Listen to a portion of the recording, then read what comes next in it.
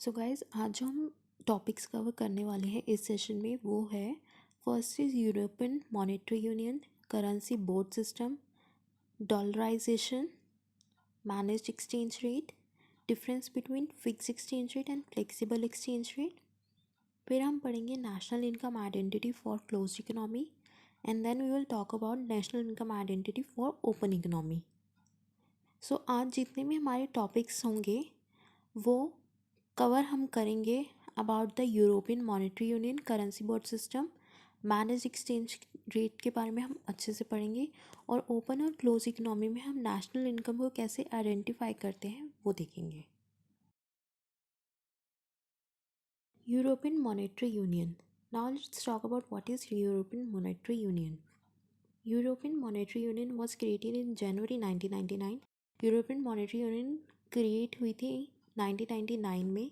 ये इन्वॉल्व होती है फिक्स एक्सचेंज रेट में between the currencies of the member of the union, जो मेंबर ऑफ द यूनियन की करेंसीज है and the new common currencies के बीच में जो भी एक्सचेंज रेट होता है, कौन सा फिक्स एक्सचेंज रेट। और ये कब क्रिएट हुई थी 1999 में। On January 2002 actual notes and coins were introduce. जनवरी 2002 में एक्चुअल नोट्स और कॉइन्स इंट्रोड्यूस हुए थे मार्केट में। In this, 12 out of the 25 members of the European Union have adopted by the euro. 12 out of the 25 members जो थे they adopted the euro of the European Union.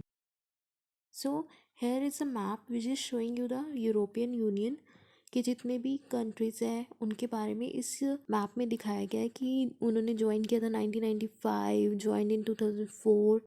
सो ये पूरा इसका एक छोटा सा मैप के थ्रू दिखाया गया है। Currency board system.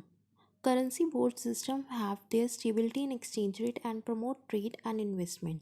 Currency board system की एक स्टेबिलिटी है एक्सचेंज रेट में और ये प्रमोट करता है ट्रेड और इन्वेस्टमेंट को। But it has strict discipline towards government action. इसके बहुत ही स्ट्रिक्ट डिसिप्लिन होते हैं गवर्नमेंट एक्शन की तरफ। Currency board doesn't allow the government to set their interest rate. Currency board system government को अलाउ नहीं करता कि वो अपने इंटरेस्ट रेट सेट करें। जो करेंसी बोर्ड सिस्टम के जो इंटरेस्ट रेट सेट होते हैं वो होते हैं बाय द रेगुलेटरी बोर्ड जो कंट्रोल करता है करेंसी को, वो इनके इंटरेस्ट रेट सेट करता है। So who set the interest rate? Regulatory board set करता है जो कि कंट्रोल करता है करेंसी को। Domestic inflation is higher than the inflation in the foreign country. Domestic inflation जो होता है वो हायर होता है इन्फ्लेशन फॉरेन कंट्री से of the currency to which the domestic currency is pegged. Domestic जो करेंसी है वो पैक्ड हो जाती है। Why? Because the domestic inflation is higher than the inflation of the foreign country. Dollarisation. Dollarisation क्या होता है? Dollarisation occur when resident of a country use foreign currency alongside और instead of the domestic currency। Dollarisation तब आता है जब resident of the country, जो हमारी खुद की कंट्री है, वो यूज़ करती है फॉरेन करेंसी और या वो उसकी जगह पे यूज़ करती है अपनी डोमेस्टिक करेंसी को।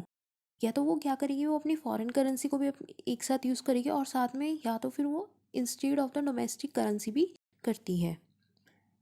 Dollarisation can occur unofficially without formal legal approval. Dollarisation जो होता है वो किसी भी लीगल अप्रूवल के बिना ही they can use this thing.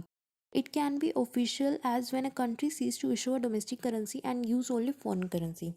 ये तभी ऑफिशियल होता है जब कंट्री ने क्या करा है कि वो उसने इशू तो करी है डोमेस्टिक करेंसी बट वो यूज़ क्या करी है, foreign currency. The idea of dollarisation has gain because several countries have considered official dollarisation. ये जो आइडिया था डॉलराइजेशन का तब ज़्यादा बढ़ा जब बहुत सारी कंट्रीज़ ने इसको एक ऑफिशियल तौर पे अपनी कंट्री में लेना स्टार्ट कर दिया, मतलब यूज़ करना स्टार्ट कर दिया। Next point is a type of scenario where by the currency of a foreign country is used as legal tender by another country citizen because the alternate country currency value is more stable than the currency normally used in the domestic country। ये ऐसा तरीके का scenario है जहाँ पे कि where by the currency of foreign country, जहाँ पे फॉरेन कंट्री की जो करेंसी है उसको हम एज ए लीगल टेंडर की तरह यूज़ कर रहे हैं। अदर कंट्री जो है उसे अपनी कंट्री में लीगल टेंडर की तरह यूज़ कर रही है उसकी सिटीजन्स जो है। Why? Because the alternate country currency value is more stable than the currency normally use, क्योंकि उसकी जो वैल्यू है करेंसी की वो ज़्यादा स्टेबल है डोमेस्टिक कंट्री की करेंसी से. So that's why they are using dollarisation, क्योंकि उन्हें अपनी कंट्री की करेंसी ज़्यादा स्टेबल नहीं लग रही है, बाहर की करेंसी ज़्यादा स्टेबल लग रही है. Manage exchange rate. ये मैनेज एक्सचेंज रेट क्या होता है? Manage exchange rate is a system which allow adjustment in exchange rate according to a set of rules and regulation which are officially declare in the foreign exchange market. Manage exchange rate एक ऐसा system है जो कि allow करता है adjustment foreign exchange rate में. और ये रूल्स और रेगुलेशन कौन सेट करता है? फॉरेन एक्सचेंज मार्केट ही इनके सारे रूल्स और रेगुलेशन सेट करती है और डिक्लेयर करती है. मैनेज एक्सचेंज रेट क्या है? मिक्सचर है फिक्स्ड और फ्लोटिंग एक्सचेंज रेट सिस्टम का, इसलिए इसे डर्टी फ्लोटिंग भी बोलते हैं. Next is manage exchange rate is a rate in which exchange rate varies from day to day, but central bank try to influence their nation's exchange rate by purchasing and selling currencies to maintain a certain rate. Manage exchange rate एक ऐसा exchange rate है जो कि very करता है, बढ़ता है, कम होता है day by day. But central bank क्या करता है? एक कंट्री का सेंट्रल बैंक ये करता है कि उसे एक स्टेबलाइज करने के लिए he is try to influence their nation exchange rate. What they will do, they will purchase और sell the currency to maintain a certain range. एक रेंज मेंटेन करने के लिए वो परचेज करते हैं और सेल करते हैं करेंसीज को. So what is manage exchange rate? ये एक ऐसा एक्सचेंज रेट है जिसकी रूल्स और रेगुलेशन कौन सेट करता है? Foreign exchange market. ये मिक्सचर है फिक्स्ड और फ्लोटिंग एक्सचेंज रेट का, इसलिए इसे डर्टी फ्लोटिंग भी कहा जाता है. इसका जो एक्सचेंज रेट का जो रेट है वो वेरी करता है डे टू डे. इसे सेंट्रल बैंक क्या करता है कि परचेज और सेल करता है करेंसी को, कि जिससे वो मेंटेन कर सके एक रेंज को. Now let's talk about the difference between fix exchange rate और फ्लेक्सिबल एक्सचेंज रेट. कि फिक्स एक्सचेंज रेट और फ्लेक्सिबल एक्सचेंज रेट के बीच में डिफरेंस क्या होता है? तो सबसे पहले है मीनिंग. फिक्स एक्सचेंज रेट और फ्लेक्सिबल एक्सचेंज रेट का मीनिंग क्या होता है? Fix exchange rate is the rate which is maintain by the government either against gold और some other currency. Fix exchange rate एक ऐसा एक्सचेंज रेट होता है जो कि गवर्नमेंट मेंटेन करती है गोल्ड के अगेंस्ट या किसी करेंसी के against. On the other hand flexible exchange rate is the rate which change according to the market forces. Flexible exchange rate कैसे डिटरमाइन होता है? मार्केट फोर्सेस से, जो है डिमांड और सप्लाई से. इसको हम डिटरमाइन कैसे करते हैं? Fix exchange rate determined by the government and central bank. Fix exchange rate determine होता है गवर्नमेंट से और सेंट्रल बैंक से. और flexible exchange rate is determined by the demand and supply forces. Flexible exchange rate किससे determine होता है? Demand और सप्लाई से, मतलब मार्केट फोर्सेस से. और फिक्स एक्सचेंज रेट डिटरमाइन होता है गवर्नमेंट और सेंट्रल बैंक से. Change in currency prices. Fix exchange rate में चेंज इन करेंसी प्राइजेस कैसे होता है? डिवैल्यूएशन और रिवैल्यूएशन से. और फ्लेक्सिबल में कैसे होता है? डेप्रिसिएशन और एप्रिसिएशन से. Who operate fix exchange rate? Fix exchange rate is operate through variations in supply of money, domestic interest rate and prices. Fix exchange rate कैसे ऑपरेट होता है? Through supply of money, domestic interest rate and prices से के. और flexible exchange rate operate होता है to remove the external instability by change in forex rate. ये इसे इसलिए ऑपरेट किया जाता है कि जिसे हम रिमूव कर सके एक्सटर्नल इंस्टेबिलिटी को, जो कि फॉरेक्स रेट में चेंज लाती है. Now let's talk about government intervention. Government intervent करती है फिक्स एक्सचेंज रेट में at the time of inflation, कि जिससे वो इन्फ्लेशन को एक स्टेबल कर सके और करेंसी को स्टेबल कर सके. और फ्लेक्सिबल एक्सचेंज रेट में गवर्नमेंट का कोई इंटरवेंशन होता ही नहीं है.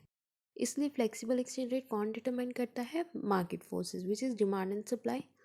और फिक्स एक्सचेंज रेट डिटरमाइन करता है सेंट्रल गवर्नमेंट और सेंट्रल बैंक. सो इसलिए इसमें ये लिखा हुआ है कि फिक्स एक्सचेंज रेट में गवर्नमेंट का इंटरवेंशन होता है, फ्लेक्सिबल में गवर्नमेंट का इंटरवेंशन नहीं होता. Determination of equilibrium income in economy. National income identity for close economy. Close economy में नेशनल इनकम को कैसे आइडेंटिफाई करते हैं? तो देखते हैं. There are 3 sources of demand for domestic good. 3 sources होते हैं डिमांड के डोमेस्टिक गुड के लिए. फर्स्ट इज कंजप्शन, जिसे हम सी से रिप्रेजेंट करते हैं. Government spending G. And domestic income which is represented by R. और हम इसको ऐसे एक इक्वेशन में लिखते हैं. Income is equal to consumption plus investment plus government spending, which is y is equal to c plus I plus g. National income identity for open economy. National income को कैसे आइडेंटिफाई करते हैं हम open economy में.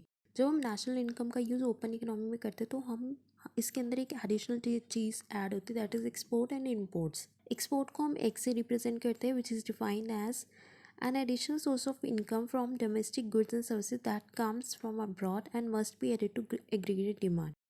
एक additional source of demand जो होती है फॉर डोमेस्टिक गुड्स और सर्विसेज जो आती है अब्रॉड से और जिसे हम ऐड करते हैं एग्रीगेट डिमांड में. इम्पोर्ट्स को हम एम से रिप्रेजेंट करते हैं. It is a supplement supply in domestic market की एक सप्लाई होती है जो हम करते हैं डोमेस्टिक मार्केट में and constitute that part of domestic demand that fall on foreign goods and services. इसकी इक्वेशन हम लिखते हैं y plus m is equal to c plus I plus g plus x. Y is income plus m is import is equal to c is consumption plus I is investment plus g is government spending plus x is export. सो हमने y को left hand side पे रखा है और बाकी सब right hand side पे ले आए. Is equal to C plus I plus G plus export minus import. Okay, so export minus import क्या होगा हमारे नेट एक्सपोर्ट्स. ठीक है, so y is equal to C plus I plus G plus N X is net exports. N X को हम कैसे represent किया net exports से. Positive net exports implies trade surplus. अगर पॉजिटिव होगा नेट एक्सपोर्ट तो उससे पता चलेगा कि ट्रेड सरप्लस हो रहा है, means exports are greater than imports. और अगर नेगेटिव नेट एक्सपोर्ट होता है तो वो डिफाइन करता है ट्रेड डेफिसिट को. इसका मतलब इम्पोर्ट एक्सीडिंग एक्सपोर्ट्स. सो जब भी हम नेशनल इनकम को आइडेंटिफाई करेंगे ओपन इकोनॉमी में तो हमारी जो इक्वेशन होगी that is y is equal to C plus I plus G plus N X which is net exports. In close economy we take investment and government spending as autonomous. हम close economy में investment और government को as an autonomous भी ले लेते हैं. ठीक है, तो इसके बारे में मैं आपको आगे नेक्स्ट अभी बताऊंगी कि हमने ऑटोनोमियस लेंगे तो इक्वेशन कैसे चेंज होगी. डिमांड फॉर इम्पोर्ट्स जो होती है, जो डिमांड होती है इम्पोर्ट्स की, वो डिपेंड करती है हमारी डोमेस्टिक इनकम पे और रियल एक्सचेंज रेट पे. डोमेस्टिक इनकम को हम वाई से रिप्रेजेंट करते हैं और रियल एक्सचेंज रेट को हम आर से रिप्रेजेंट करते हैं. अगर हमारी इनकम हाई होगी तो हमारे इम्पोर्ट्स भी ज़्यादा होंगे. Higher real exchange rate make foreign goods more expensive. अगर हमारा रियल एक्सचेंज रेट ज़्यादा होगा तो फॉरेन के गुड्स जो होंगे वो बहुत ज़्यादा एक्सपेंसिव होंगे, thereby leading to a decrease in the quantity of imports. जिससे क्या होगा कि जो हमारे इम्पोर्ट्स है उसकी जो क्वांटिटी है वो डिक्रीज़ हो जाएगी. अगर if there is a rise in foreign income, अगर बढ़ती है हमारी foreign income, it will increase demand for our goods. ये हमारे गुड्स की भी डिमांड जो है वो इंक्रीज़ कर देगी जिससे कि हमारे एक्सपोर्ट बढ़ जाएंगे. If there is an increase in real exchange rate will make domestic goods cheaper. अगर इंक्रीज़ होता है रियल एक्सचेंज रेट तो it will make domestic goods cheaper और इससे क्या होगा हमारा एक्सपोर्ट इंक्रीज़ होगा. एक्सपोर्ट एंड इम्पोर्ट जो होते हैं वो डिपेंड करते हैं डोमेस्टिक इनकम पे, फॉरेन इनकम पे और रियल एक्सचेंज रेट पे. सो एक्सपोर्ट और इम्पोर्ट किस पे डिपेंड करते हैं, domestic income, foreign income and real exchange rate. और एंड डिमांड फॉर इम्पोर्ट्स किस पे डिपेंड करता है, same domestic income and real exchange rate पे. बट एक्सपोर्ट और इम्पोर्ट दोनों जो होते हैं वो किस पे डिपेंड करते हैं, domestic income, foreign income and real exchange rate पे. Marginal propensity to import is the fraction of an extra rupee of income spent on import. Marginal propensity to import जो होती है वो एक एक्स्ट्रा इनकम होती है. It is an extra rupee of income जो हम स्पेंड करते हैं इम्पोर्ट्स पे. It is a concept analogous to the marginal propensity to consume. The equilibrium income would be, इसमें इक्विलिब्रियम इनकम क्या होगी, y is equal to C bar plus C Y minus T plus I bar plus government spending bar plus X bar minus M Y. तो यहाँ पे हमने जितने भी autonomous components को हमने ए बार ले लिया है, मतलब सी bar plus I bar plus ji bar plus X bar minus M बार को हमने ए बार मतलब ऑटोनोमस ले लिया है. So now let's see the change in the equation. The change in the equation will be income is equal to autonomous component plus cy minus my.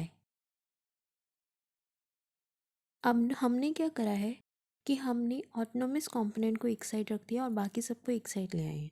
तो हमारा जो common आया है दैट इज़ y और and equation में है 1 minus C plus M.